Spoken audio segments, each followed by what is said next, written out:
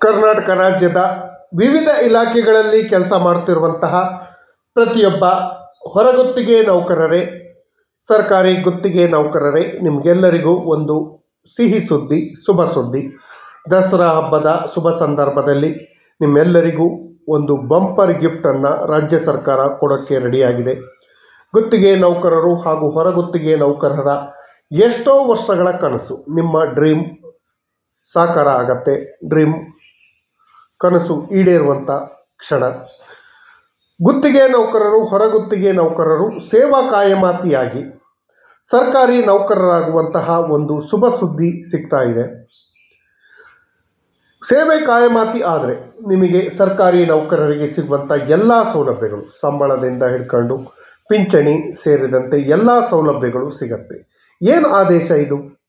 ಇದರಿಂದ ಆಗುವಂಥ ಲಾಭಗಳೇನು ಅಂತ ತಿಳ್ಕೊಳ್ಳೋಕ್ಕಿಂತ ಮುಂಚಿತವಾಗಿ ಯಾರ್ಯಾರು ಈ ಚಾನಲ್ಗೆ ಸಬ್ಸ್ಕ್ರೈಬ್ ಮಾಡ್ಕೊಂಡಿಲ್ಲ, ದಯವಿಟ್ಟು ಕೆಳಗಡೆ ಕಾಣ್ತಾ ಇರೋಂಥ ಸಬ್ಸ್ಕ್ರೈಬ್ ಬಟನನ್ನು ಒತ್ತಿ, ಬೆಲ್ ಐಕನನ್ನು ಕ್ಲಿಕ್ ಮಾಡಿ, ಆಲ್ ಅಂತ ಮಾಡಿ. ನೀವು ಫೇಸ್ ಮಾಡ್ತಾ ಇರೋಂಥ ಎಲ್ಲ ಪ್ರಾಬ್ಲಮ್ಗಳನ್ನು ಲೀಗಲ್ ಆಗಿ ಸಾಲ್ವ್ ಮಾಡ್ಕೊಳ್ಳೋಕ್ಕಿರೋಂಥ ಉತ್ತಮ ವೇದಿಕೆಯಾದ ಸರ್ಕಾರಿ ನೌಕರ ಮಿತ್ರ ಯೂಟ್ಯೂಬ್ ಚಾನಲ್ಗೆ ಸಬ್ಸ್ಕ್ರೈಬ್ ಮಾಡ್ಕೊಳ್ಳಿ ಹಾಗೂ ಜಾಯಿನ್ ಆಗಿ.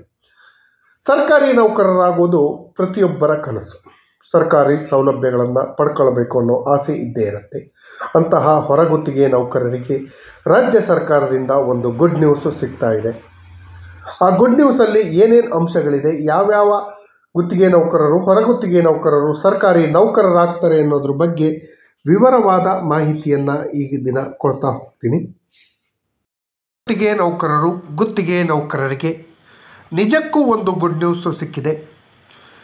ಇಂಧನ ಇಲಾಖೆಯ ಸ್ವಾಮ್ಯಕ್ಕೆ ಒಳಪಡುವ KPTCL ಹಾಗೂ ವಿವಿಧ ವಿದ್ಯುತ್ ಸರಬರಾಜು ಕಂಪನಿಗೆ ಸೇರಿದ ಹೆಸ್ಕಾಮ್ಸ್ ಕಂಪನಿಗೆ ಸೇರಿದ 15ರಿಂದ 20 ವರ್ಷಗಳಿಂದ ಹೊರಗುತ್ತಿಗೆ ನೌಕರರಾಗಿ ಕರ್ತವ್ಯ ನಿರ್ವಹಿಸುತ್ತಿರುವಂತಹ 13,000ಕ್ಕೂ ಹೆಚ್ಚು ನೌಕರರ ಸೇವೆಯನ್ನು ಕಾಯಂಗೊಳಿಸಿ ಒಳಗುತ್ತಿಗೆ ಅಡಿಯಲ್ಲಿ ನೇಮಕಾತಿಗೆ ಸಿದ್ಧತೆ ನಡೆದಿದೆ.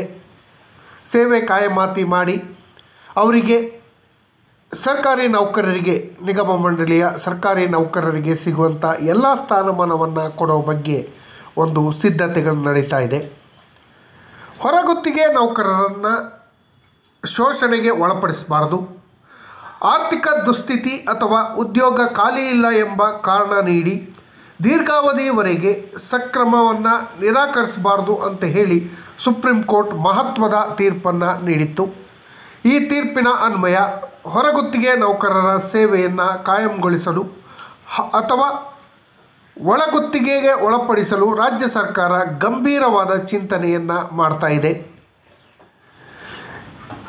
ಇಂಧನ, ಆರೋಗ್ಯ, ಗಣಿ, ಭೂವಿಜ್ಞಾನ ಇಲಾಖೆಗೆ ಸೇರಿದ ಅತಿ ಹೆಚ್ಚು ಸಂಖ್ಯೆಯಲ್ಲಿರುವಂಥ ಹೊರಗುತ್ತಿಗೆ ನೌಕರರಿಗೆ ರಾಜ್ಯ ಸರ್ಕಾರದ ಅನುಮೋದನೆ ನೀಡಿದ ನಂತರ KPTCL ನಿರ್ದೇಶಕ ಮಂಡಳಿ ಸೂಕ್ತ ಆದೇಶ ಹೊರಡಿಸಲಿದೆ ಅಂತ ಹೇಳಿ ಬಲ್ಲ ಮೂಲಗಳಿಂದ ತಿಳಿದು ಬಂದಿದೆ. ಮೊದಲನೇ ಹಂತದಲ್ಲಿ KPTCL ಹಾಗೂ ವಿವಿಧ ಇಲಾಖೆಯ ಹೆಸ್ಕಾಮ್ಗಳಿಗೆ station operator, station assistant, gangman, meter reader, ಡ್ರೈವರ್ಗಳ ಸೇವಾ ಭದ್ರತೆ ಒದಗಿಸುವ ಉದ್ದೇಶಕ್ಕಾಗಿ ಕರ್ನಾಟಕ ವಿದ್ಯುತ್ ಪ್ರಸರಣ ನಿಗಮ ಲಿಮಿಟೆಡ್ ಹೊರಗುತ್ತಿಗೆ ನೌಕರರನ್ನು ಕ್ರಮಬದ್ಧಗೊಳಿಸುವಂತೆ ಆದೇಶವನ್ನು 2025ರಲ್ಲಿ ಆದೇಶ ಸಿದ್ಧಗೊಂಡಿದೆ. ಕರಡು ಅಧಿಸೂಚನೆಯಲ್ಲಿ ಏನಿದೆ, ಯಾವೆಲ್ಲ ಅಂಶಗಳನ್ನು ಸೇರಿಸಲಾಗಿದೆ ಅಂತ ನೋಡೋದಾದರೆ, KPTCL ಹಾಗೂ ಹೆಸ್ಕಾಮ್ಗಳಲ್ಲಿ ಹೊರಗುತ್ತಿಗೆ ಆಧಾರದಲ್ಲಿ ನೇಮಕಾತಿಗೊಂಡು ಅಪಾಯಕಾರಿ ಕೆಲಸ ಮಾಡ್ತಾ ಇರೋಂಥ station operator, station assistant, gangman, meter reader ಹಾಗೂ ಡ್ರೈವರ್ಗಳಿಗೆ ಕನಿಷ್ಠ 5 ವರ್ಷಗಳ ನಿರಂತರ ಸೇವೆ ಸಲ್ಲಿಸಿದ್ದಲ್ಲಿ ಏಕಾಏಕಿ ವಜಾಗೊಂಡವರು ಸೇವಾ ಕಾಯಮಾತಿಗೊಳಿಸುವ ಪ್ರಸ್ತಾವನೆ ಕರಡನ್ನು ಅಧಿಸೂಚನೆಯಲ್ಲಿ ಸೇರಿಸಲಾಗಿದೆ. ಇಂಧನ ಇಲಾಖೆ, ಕಾನೂನು ಇಲಾಖೆ, ಕಾರ್ಮಿಕ ಇಲಾಖೆ ಅಧಿಕಾರಿಗಳನ್ನು ಒಳಗೊಂಡಂತಹ ಪರಿಶೀಲನಾ ಸಮಿತಿಯನ್ನು ರಚಿಸುವ ಪ್ರಸ್ತಾವನೆ ಕೂಡ ಇದೆ. ಈ ಸಮಿತಿ ವಿವಿಧ ವರ್ಗಗಳಲ್ಲಿ ಕರ್ತವ್ಯ ನಿರ್ವಹಿಸುತ್ತಿರುವ ಹೊರಗುತ್ತಿಗೆ ನೌಕರರ ಜನ್ಮ ದಾಖಲಾತಿಗಳು, ಪ್ರಸ್ತುತ ಕಾರ್ಯನಿರ್ವಹಣೆಯ ದಾಖಲಾತಿಗಳನ್ನು ಸಂಗ್ರಹಿಸ್ತಾ ಇದೆ. ಹುದ್ದೆಗಳ ವರ್ಗೀಕರಣ, ಹುದ್ದೆಗಳಿಗೆ ನಿರ್ದಿಷ್ಟ ಎಜುಕೇಷನ್ ಕ್ವಾಲಿಫಿಕೇಷನ್ ಪ್ರಮಾಣಪತ್ರಗಳು, ಜಾತಿ ಪ್ರಮಾಣಪತ್ರ, ಉದ್ಯೋಗ ನೋಂದಣಿ ಕಾರ್ಡು, ಉದ್ಯೋಗಿಗಳ ಭವಿಷ್ಯ ನಿಧಿ ಖಾತೆಯ ಸಂಖ್ಯೆಗಳು, ದೈಹಿಕ ಸದೃಢತೆಯ ಪ್ರಮಾಣಪತ್ರ ಸೇರಿದಂತೆ ಅಗತ್ಯ ದಾಖಲಾತಿಗಳನ್ನು ಪರಿಶೀಲಿಸ್ತಾ ಇದೆ. ನಂತರ ಸಮಿತಿಯು ವಿವಿಧ ವರ್ಗಗಳ ಹುದ್ದೆಗಳ ಅಡಿಯಲ್ಲಿ ವಿವರಿಸಲಾದಂತಹ ಹೊರಗುತ್ತಿಗೆ ನೌಕರರ ಹೆಸರು ಹಾಲಿ ಇರುವ ವೃಂದ ನೇಮಕಾತಿ ನಿಯಮಗಳ ಪ್ರಕಾರ ಪಟ್ಟಿ ಹಾಗೂ ನೇಮಕಾತಿ ಅಧಿಕಾರಕ್ಕೆ ಸಲ್ಲಿಸುತ್ತೆ. ಈ ಪಟ್ಟಿಯಲ್ಲಿರುವ ವಿವರಗಳನ್ನು ಪರಿಶೀಲಿಸಿ ತೃಪ್ತಿಕರ ಅಂತ ಕಂಡುಬಂದರೆ ನೇಮಕಾತಿ ಪ್ರಾಧಿಕಾರವು ನೌಕರರನ್ನು ಕ್ರಮಬದ್ಧಗೊಳಿಸುವ ಆದೇಶವನ್ನು ಹೊರಡಿಸುತ್ತೆ ಅಂತ ಹೇಳಿ ಅಧಿಸೂಚನೆಯಲ್ಲಿ ತಿಳಿಸಲಾಗಿದೆ. ಈ ಕನ್ಫರ್ಮ್ ಮಾಡ್ಕೊಳ್ಳೋಕ್ಕೆ ಕೆಲವೊಂದು ಷರತ್ತುಗಳನ್ನು ಕೂಡ ವಿಧಿಸಿದೆ. ಕಾರ್ಮಿಕರು ಹೊರಗುತ್ತಿಗೆ ಕಾಯಂಗೊಳಿಸಲು ಕೆಲವೊಂದು ಷರತ್ತುಗಳನ್ನು ಪ್ರಸ್ತಾಪಿಸಲಾಗಿದೆ. ಹೊರಗುತ್ತಿಗೆ ಸಿಬ್ಬಂದಿಯ ವಯಸ್ಸು 58 ವರ್ಷ ಮೀರಿರಬಾರ್ದು. ಅಂತಹ ಸಿಬ್ಬಂದಿ ನೇಮಕಾತಿ ಪ್ರಾಧಿಕಾರದ ಅಡಿಯಲ್ಲಿ ನಿರಂತರ ಅವಧಿಯಿಂದ ಉದ್ಯೋಗಿಯಾಗಿರಬೇಕು.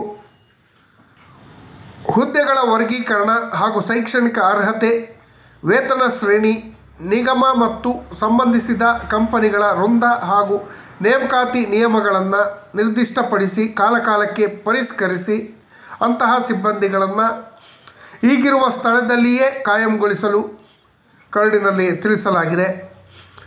ಹೀಗಾಗಿ ಕಾಯಂಗೊಂಡ ಹೊರಗುತ್ತಿಗೆ ನೌಕರರಿಗೆ ಕಾಲಕಾಲಕ್ಕೆ ತಕ್ಕಂತೆ ಹೊರಡಿಸಿರುವ ಆದೇಶದ ಪ್ರಕಾರ ರಜೆ, ಇತರೆ ಸೇವಾ ಸೌಲಭ್ಯಗಳು, ಸರ್ವಿಸ್ ಬೆನಿಫಿಟ್ಸನ್ನು ಪಡೆಯಲು ಅರ್ಹರಾಗಿರ್ತಾರೆ. ಆದರೆ ಕಾಯಂಗೊಳಿಸುವ ಮೊದಲು ಹೊರಗುತ್ತಿಗೆ ಆಧಾರದಲ್ಲಿ ಕೆಲಸ ಮಾಡಿದ ಕೆಲಸಕ್ಕೆ ಯಾವುದೇ ಪ್ರಯೋಜನ ಪಡೆಯಲು ಅವಕಾಶ ಇಲ್ಲ ಅಂತ ತಿಳಿಸಿದೆ. ಇದು ತಪ್ಪು. ಆ್ಯಕ್ಚುಲಿ 20-30 ವರ್ಷಗಟ್ಟಲೆ ಕೆಲಸ ಮಾಡಿ ಈಗ ಕನ್ಫರ್ಮ್ ಆದಾಗ ಈಗ 20 ವರ್ಷದ ಸರ್ವಿಸ್ ಕೊಡಲ್ಲ ಅಂದರೆ ಅದು ತಪ್ಪಾಗತ್ತೆ.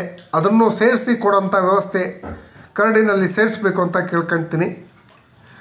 KPTCL ಹಾಗೂ ಹೆಸ್ಕಾಂಗಳಲ್ಲಿ ಹಲವಾರು ವರ್ಷಗಳಿಂದ ತಳ ಹಂತದಲ್ಲಿ ಕೆಲಸ ಮಾಡುತ್ತಿರುವಂತಹ ಹೊರಗುತ್ತಿಗೆ ನೌಕರರ ಸೇವಾ ಭದ್ರತೆಯನ್ನು ಒದಗಿಸುವ ವಿಷಯದ ಕುರಿತು ಅಧ್ಯಯನ ಮಾಡಲು ಹಾಗೂ ಇಂಧನ ಇಲಾಖೆ ಹೆಚ್ಚುವರಿ ಕಾರ್ಯದರ್ಶಿಗಳ ಅಧ್ಯಕ್ಷತೆಯಲ್ಲಿ 2022 ಡಿಸೆಂಬರ್ 3ರಂದು ಸಮಿತಿಯನ್ನು ರಚಿಸಲಾಗಿತ್ತು. ಈ ಸಮಿತಿ 2023 ಆಗಸ್ಟ್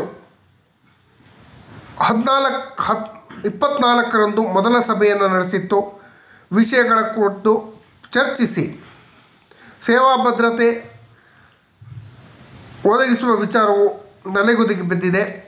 ಅಪಾಯಕಾರಿ ಕೆಲಸಗಳನ್ನು ಮಾಡುತ್ತಿರುವಂಥ ಹೊರಗುತ್ತಿಗೆ ಅಡಿಯಲ್ಲಿ ನೇಮಕಗೊಂಡಂಥ ನೌಕರರಿಗೆ ಅಪಘಾತ ಸಂಭವಿಸಿದರೆ ವಿಮಾ ಸೌಲಭ್ಯಗಳನ್ನು ಒದಗಿಸಲು ಹೊರಗುತ್ತಿಗೆ ಸೇವೆ ಒದಗಿಸಿದ ಏಜೆನ್ಸಿದಾರರಿಗೆ ಷರತ್ತುಗಳನ್ನು ವಿಧಿಸಲಾಗಿದೆ. ಆದರೆ ಏಜೆನ್ಸಿಗಳು ಇದನ್ನು ಪಾಲನೆ ಮಾಡ್ತಾ ಇಲ್ಲ.